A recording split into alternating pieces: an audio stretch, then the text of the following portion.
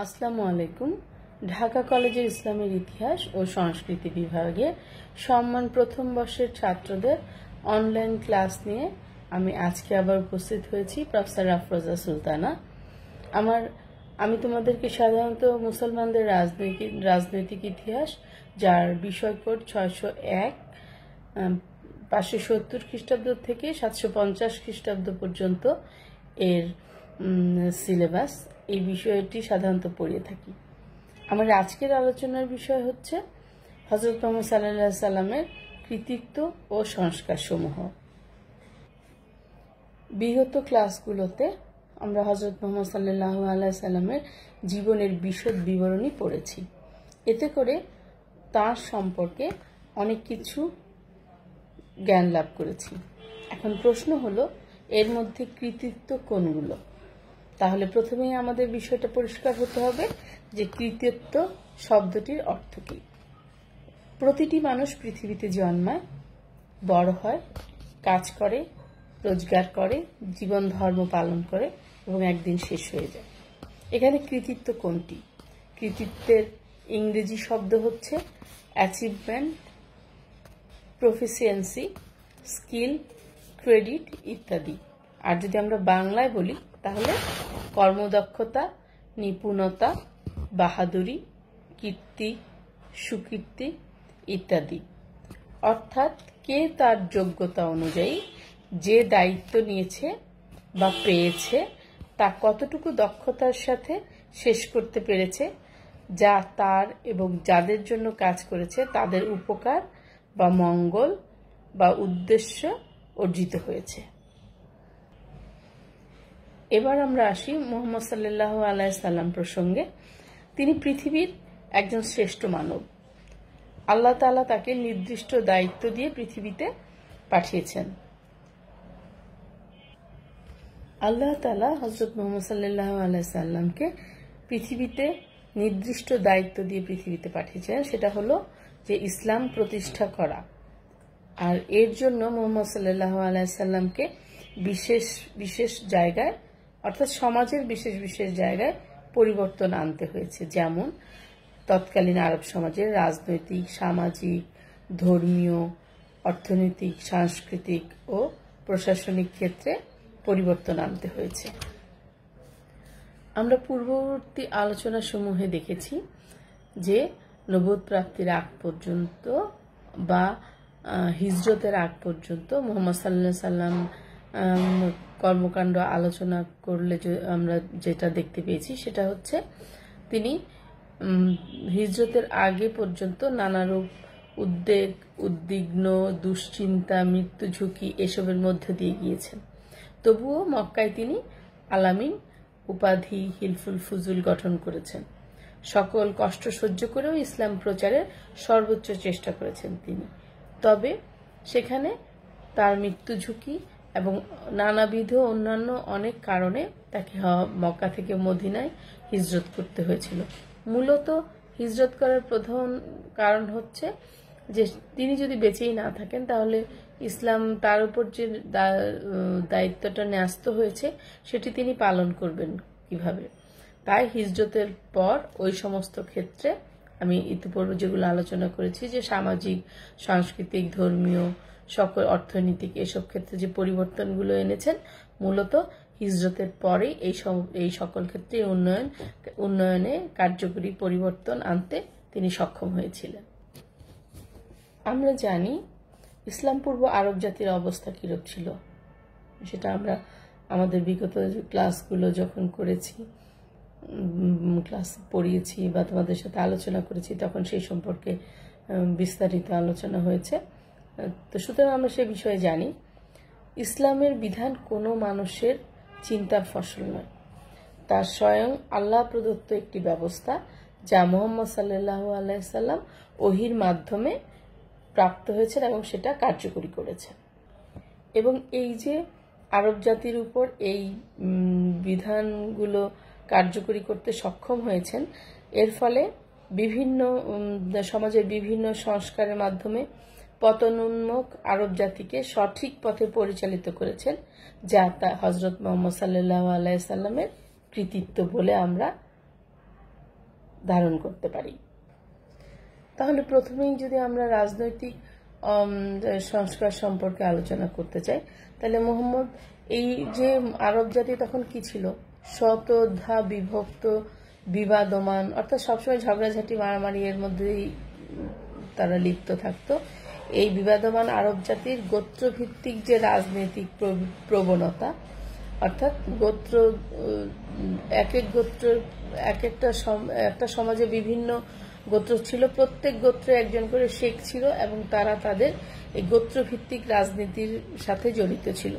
তাহলে এই গোত্রভিত্তিক রাজনীতি কেন্দ্রের যে এই অবস্থাটা, সিচুয়েশনের জন্য সেই আমলে আরব জাতির রাজনৈতিক অবস্থা খুব একটা ভালো অবস্থায় ছিল না। এবং এই রাজনৈতিক অবস্থার পরিবর্তন ঘটেছে মূলত মদিনা সনদের মাধ্যমেই। মদিনা সনদের মাধ্যমেই এই গোত্রভিত্তিক রাজনীতিটা বন্ধ করা সম্ভব হয়েছিল। রাজনৈতিক ক্ষেত্রের এই যে প্রচেষ্টা মুহাম্মদ সাল্লাল্লাহু আলাইহি সাল্লামের, যা পরবর্তীকালে বিশাল গণতান্ত্রিক ইসলামী সাম্রাজ্যের ভিত্তি স্থাপন করে। শাসন ব্যবস্থায় যে এই গণতান্ত্রিকতা এসেছে, এটা আমরা মদিনা সনদেই প্রথম দেখতে পেয়েছিলাম তৎকালীন আমলে। মদিনায় যে সময় হিজরত করার পরে তিনি একটি মসজিদ তৈরি করেন এবং সেই মসজিদ ভিত্তিক যে তার কর্মকাণ্ড, যাবতীয় কর্মকাণ্ডের কেন্দ্রবিন্দু ছিল সেই মসজিদ। অর্থাৎ বর্তমানে আমরা যে সমস্ত রাষ্ট্রের সচিবালয় বলে একটা অফিস সম্পর্কে আমাদের ধারণা আছে, সেই আমলে মদিনা মসজিদ ছিল সেই সচিবালয়ের কাজ সেখানে সম্পন্ন করা হতো। শুধু তাই নয়, এই রাজনৈতিক শাসন ব্যবস্থাকে কার্যক্রম যাতে সুবিধা হয়, সেই জন্য আরব উপদ্বীপকে কয়েকটি প্রদেশে তিনি ভাগ করেন, যেমন মদিনা, খাইবার, মক্কা, তায়েফ, তায়মা, ইয়েমেন ইত্যাদি। প্রশাসনিক বিকেন্দ্রীকরণের ফলে দেশে শান্তি ও সমৃদ্ধির শুভ সূচনা হয়। এবার আমরা আলোচনা করতে পারি সামাজিক সংস্কার নিয়ে। হযরত মুহাম্মদ সাল্লাল্লাহু আলাইহি সাল্লাম একজন যুগোপযোগী সমাজ সংস্কারক, এটা বলার অপেক্ষাই রাখে না। বৈষম্যের প্রাচীর ভেঙে সাম্য ও ভ্রাতৃত্বের প্রবর্তন করেন তিনি ঘোষণা করেন সকল মানুষ সমান, শ্রেষ্ঠ তিনি যিনি আল্লাহ প্রতি সবচেয়ে অনুগত। কত সহজ কথা যে তোমার ঐশ্বর্য, টাকা পয়সা এইসব দিয়ে তুমি শ্রেষ্ঠ হওয়ার কোনো সুযোগ এখানে নাই। এখানে যিনি যত আল্লাহর প্রতি অনুগত সেই সবচেয়ে শ্রেষ্ঠ। পূর্ববর্তী আলোচনায় আমরা দেখেছি যে তৎকালীন আরব সমাজে নারী জাতির কোনো সম্মান ছিল না। তো সুতরাং তিনি যখন সমাজ সংস্কার করেছেন, তিনি নারী জাতির প্রতি সম্মান প্রদর্শন ও নারী জাতির মর্যাদা বৃদ্ধি করেন। পুরুষের সাথে সমান অধিকার, মায়ের পায়ের নিচে সন্তানের বেহেশত, মেয়েরা পিতা ও স্বামীর সম্পত্তির অধিকার প্রাপ্ত হন হযরত মুহাম্মদ সাল্লাল্লাহু আলাইহি সাল্লামের সময়। এছাড়া তিনি কৃতদাস প্রথার বিলুপ্তি করেন, নৈতিক অবস্থার উন্নয়ন করেন, হত্যা, মদ্যপান, জুয়া খেলা, সুদ খাওয়া, ব্যভিচার ইত্যাদি দূর করেন। সুতরাং একটা সমাজে যে সমস্ত অনাচার, ব্যভিচার ছিল সেগুলো সবকিছুর প্রতি তিনি দৃষ্টিপাত করেন এবং সেগুলো সমূলে মূলোৎপাটন করেন। এবার আমরা আসি ধর্মীয় সংস্কারে। ফন ক্লেমার বলেন, একজন ঐতিহাসিক, বস্তু পূজা থেকে কঠিন ও অনমনীয় একেশ্বরবাদী ছিল ইসলামের ধর্মীয় সংস্কার। অর্থাৎ এর আগে বস্তুকে পূজা করত, যে কোনো শক্তিশালী বিষয়কে পূজা করা হতো, সূর্যকে পূজা করা হতো, পাহাড়কে পূজা করা হতো, ঝড়ঝঞ্ঝাকে পূজা করা হতো। সেখান থেকে কঠিন এবং নমনীয় একেশ্বরবাদ, শুধুমাত্র এখানে একেশ্বরবাদই হচ্ছে ইসলামের ধর্মীয় সংস্কার। একেশ্বরবাদের একমাত্র ঘোষণা হলো আল্লাহ ছাড়া কোনো উপাস্য নেই, হযরত মুহাম্মদ সাল্লাল্লাহু আলাইহি সাল্লাম তার প্রেরিত পুরুষ। এবং সাওয়ারি বলেছেন যে বিশ্বের সকল ধর্ম প্রচারকদের মধ্যে হযরত মুহাম্মদ সাল্লাল্লাহু আলাইহি সাল্লাম সর্বশ্রেষ্ঠ কৃতিত্বের অধিকারী। এছাড়া মুহাম্মদ সাল্লাল্লাহু আলাইহি সাল্লাম বিভিন্ন ধর্মীয় অনুশাসন ও রীতি প্রবর্তন করেন, যেমন নামাজের জন্য সকলকে আহ্বানের জন্য আজানের ব্যবস্থা। প্রথমে জেরুজালেমের দিকে ফিরে মানুষ নামাজ আদায় করত কিবলা মনে করে, পরবর্তীতে সেটাকে আবার পরিবর্তন করা হয়।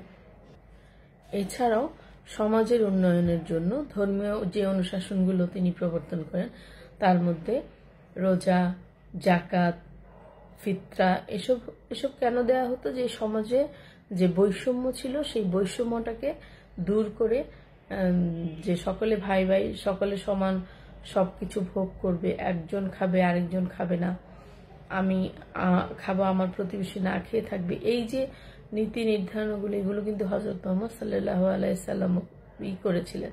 তাছাড়া তৎকালীনে দেখা গেছে যে ঈদুল ফিতর, ঈদুল আজহা, জাকাত, হজ পালনের যে প্রত্যাদেশ দেশও মহানবী হযরত মুহাম্মদ সাল্লাল্লাহু আলাইহি সাল্লামই প্রবর্তন করেন।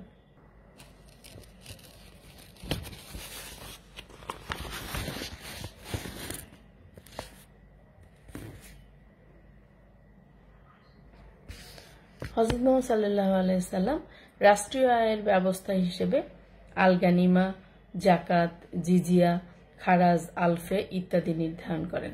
আমরা গানিমা সম্পর্কে জানি, গানিমা হচ্ছে যুদ্ধলব্ধ সম্পত্তি, অর্থাৎ যুদ্ধের পরে যে পক্ষ পরাজিত হতো তাদের যে সমস্ত সম্পদ যুদ্ধের মাঠে পাওয়া যেত সেগুলো হচ্ছে গানিমা। সুতরাং সেগুলো রাষ্ট্রীয় আয়ের উৎস ছিল। তারপরে জাকাত, জাকাত আমরা জানি জাকাত কাদেরকে দিতে হয়? প্রত্যেক মুসলমানকে, ধনবান মুসলমানকে যার একটা নেশাব পরিমাণ সম্পত্তি আছে তাকে জাকাত দিতে হয়। সেই জাকাত, জিজিয়া, এই জিজিয়াটা হচ্ছে অমুসলিম রাষ্ট্রে অর্থাৎ মদিনা রাষ্ট্রে অমুসলিম প্রজাদের উপর ধার্যকৃত নিরাপত্তা কর। এর মাধ্যমে তারা সামরিক বাহিনীতে যোগদানের থেকে রেহাই পেত। এরপর হচ্ছে খারাজ, অমুসলিম প্রজাদের উৎপন্ন শস্যের উপরে তাদের ভূমিকর, এটা তাদের জমির জন্য এই কর বা এই করটি আদায় করতে হতো। এরপরে আসে আলফে। আলফে হচ্ছে রাষ্ট্রীয় কিছু জমি ছিল যেগুলোকে খাস জমি বলা হয়, সেগুলো থেকে যে সমস্ত আদায়কৃত করকে বলা হতো আলফে। আজকের আধুনিক যুগে আমরা যে সমস্ত ব্যবস্থা দেখে থাকি, যে বিভিন্নভাবে ইনকাম ট্যাক্স আদায় করে সরকারের রাজস্ব আদায় করা হয় এবং সেটা দিয়ে রাষ্ট্র পরিচালনা করা হয়, হযরত মুহাম্মদ সাল্লাল্লাহু আলাইহি সাল্লাম সেই সময় এই ব্যবস্থাটা করেছিলেন। এবং এই যে তার অর্থনৈতিক সংস্কার, এটা আজকে পর্যন্ত সমাদৃত এবং সেইভাবেই রাষ্ট্র পরিচালনার ব্যয়ভার আর বহন করা হয় এইভাবে। এবার আসি আমরা সাংস্কৃতিক সংস্কার বিষয়ে আলোচনা করার জন্য। আরববাসী সুপ্রাচীন কাল থেকেই কাব্য রচনা ও কবিতা পাঠের জন্য পারদর্শী হলেও তাদের যে এই কাব্যের বিষয়বস্তু সেগুলো ছিল অশ্লীল, ব্যঙ্গাত্মক। মুহাম্মদ সাল্লাল্লাহু আলাইহি সাল্লাম প্রথম শুরু করেন যে পড়ুন আপনার প্রতিপালনের নামে, এর উপর ভিত্তি করে জ্ঞানার্জনের দিকে বিশেষ গুরুত্ব দেন। দেখা যাচ্ছে যে সাংস্কৃতিক ক্ষেত্রে অবদানের ক্ষেত্রে মানুষকে শিক্ষিত হতে হয়। হযরত মুহাম্মদ সাল্লাল্লাহু আলাইহি সাল্লাম মানুষ যাতে শিক্ষিত হতে পারে সেটা নানাভাবে সেই বিষয়ে পৃষ্ঠপোষকতা করেছেন। আমরা পিছনের দিকে চলে গেলে দেখব যে বদরের যুদ্ধে মুহাম্মদ সাল্লাল্লাহু আলাইহি সাল্লাম দেখা গেছে যে ছেলে মেয়েদেরকে শিক্ষা দেওয়ার শর্তে যুদ্ধপরাধীদেরকে মুক্তিদান করেছিলেন। শিক্ষাক্ষেত্রে তিনি এই এক বিস্ময়কর জাগরণ সৃষ্টি করেন। সুতরাং বিভিন্ন কথা প্রচলিত আছে যে কি কি বাক্য তিনি ঘোষণা করেছিলেন এই বিষয়ে। যেমন শিক্ষিত লোকেরা নবীর উত্তরাধিকারী, যারা শিক্ষার পথে বহির্গত হয় তারা গৃহে না ফেরা পর্যন্ত আল্লাহর পথে থাকে। পণ্ডিতের কালি শহীদের শোণিত ধারা অপেক্ষা অধিক পবিত্র। জ্ঞান অনুসন্ধানের জন্য সুদূর চীন পর্যন্ত যাওয়া যায়। এক মুহূর্তের জন্য জ্ঞান চিন্তা সহস্র রজনীর উপাসনা অপেক্ষা শ্রেয়। সুতরাং এই কথাগুলো থেকে আমরা বুঝতে পারি যে হযরত মুহাম্মদ সাল্লাল্লাহু আলাইহি সাল্লামের শিক্ষার ক্ষেত্রে কতটা অবদান রেখেছিলেন। শিক্ষাক্ষেত্রে তিনি এক বিস্ময়কর জাগরণ সৃষ্টি করেন, যার ফলে মুসলমানগণ মধ্যযুগে শিক্ষা সংস্কৃতিতে এক অপূর্ব সাফল্য লাভ করেন। তো এই যে আমরা ব্যাপক আলোচনা করলাম, সব বিষয়গুলো নিয়ে আলোচনার প্রেক্ষিতে আমরা এই কথায় উপনীত হতে পারি যে ওই যে প্রথমে আমি বলেছি যে কৃতিত্ব মানে কি, হযরত মুহাম্মদ সাল্লাল্লাহু আলাইহি সাল্লাম কে মূলত পাঠানো হয়েছে যাতে করে তিনি ইসলাম প্রচার করতে পারেন এবং আরব সমাজকে পরিবর্তিত রূপ দিতে পারেন। তাহলে আমরা এখন আজকে যে বিষয়গুলো আলোচনা করলাম তার যেই ক্ষেত্রে তিনি সংস্কার করেছিলেন সেই ক্ষেত্রগুলো আলোচনা সাপেক্ষে এই উপসংহারে আমরা উপস্থিত হতে পারি যে হযরত মুহাম্মদ সাল্লাল্লাহু আলাইহি সাল্লাম তাকে যে দায়িত্ব দেওয়া হয়েছিল সেই দায়িত্ব সুষ্ঠুভাবে পালন করে যেই ক্ষেত্রে সংস্কার করা প্রয়োজন ছিল সেই দায়িত্ব পালনের জন্য, অর্থাৎ ইসলাম প্রচারের জন্য, ইসলাম প্রসারের জন্য, ইসলামের ছায়াতলে সকলকে একত্রিত করার জন্য সেই সকল দায়িত্ব তিনি পুঙ্খানুপুঙ্খ রূপে পালন করতে সক্ষম হয়েছিলেন। সুতরাং আমি প্রথম দিকে যে আলোচনাটা করেছি, কৃতিত্ব হলো সেটি যে আমি যেই দায়িত্বটা পেয়েছি অথবা আমাকে যে দায়িত্বটা দেয়া হয়েছে সেটা আমি সঠিকভাবে কতটুকু করতে পারলাম নিজের যোগ্যতা বলে এবং আমার দায়িত্বর গুরুত্ব বিবেচনা করে, সেটাই হচ্ছে কৃতিত্ব। তাহলে হযরত মুহাম্মদ সাল্লাল্লাহু আলাইহি সাল্লাম তাকে যত ধরনের দায়িত্ব দেওয়া হয়েছিল, মূলত যেই প্রধান দায়িত্বটি দেওয়া হয়েছিল সেটা উনি অত্যন্ত সূক্ষ্মভাবে, সুন্দরভাবে এবং সাবলীলভাবে তৈরি করতে পেরেছিলেন এবং মানুষকে একটি অবিচ্ছিন্ন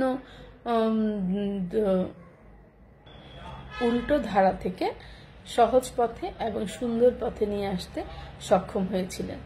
সুতরাং এটি হযরত মুহাম্মদ সাল্লাল্লাহু আলাইহি সাল্লামের কৃতিত্ব। সুতরাং আমাদের আজকের আলোচনা সাপেক্ষে আমরা নিশ্চয়ই বুঝতে পেরেছি যে আমরা কিভাবে যে কোনো কিছু মানুষের কৃতিত্ব কিভাবে পর্যালোচনা করব। হযরত মুহাম্মদ সাল্লাল্লাহু আলাইহি সাল্লাম আমাদের এই বিষয়ের মূল ব্যক্তিত্ব, তার কৃতিত্ব আমরা কোন কোন ক্ষেত্রে দেখতে পেয়েছি, কোন কোন বিষয়টি আমরা সেভাবে আলোচনা করেছি সেটা আমরা সহজ এবং সাবলীলভাবে বুঝতে সক্ষম হয়েছি।